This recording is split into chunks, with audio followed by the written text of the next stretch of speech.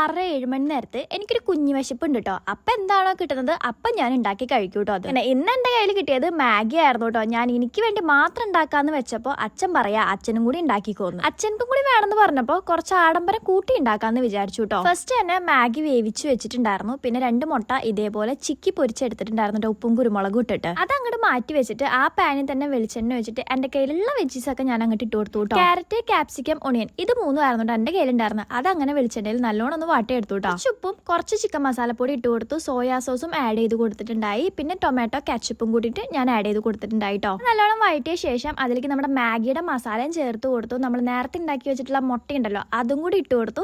പിന്നെ എല്ലാം കഴിഞ്ഞപ്പോൾ ലാസ്റ്റ് മാഗിയും കൂടി ഇട്ടിട്ട് മിക്സ് ചെയ്തെടുത്തപ്പോൾ നമ്മുടെ മാഗി ഇവിടെ റെഡി ആയിട്ടുണ്ട് കേട്ടോ. അങ്ങനെ ഉണ്ടാക്കിയ ശേഷം പ്ലേറ്റിൽ എടുത്തിട്ട് ഞാനും കഴിച്ചിട്ടോ. എൻ്റെ ആ കുഞ്ഞു വിശപ്പ് അങ്ങോട്ട് മാറിക്കിട്ടോ. എന്നെ പോലെ ഈ നേരത്ത് ചില സമയങ്ങളിൽ മാത്രം വിശക്കുന്നവരുണ്ടെങ്കിൽ കമന്റ് ചെയ്യാൻ മറക്കല്ലേട്ടോ. അപ്പോൾ അത്രയുള്ള guys, tata bye bye, see U.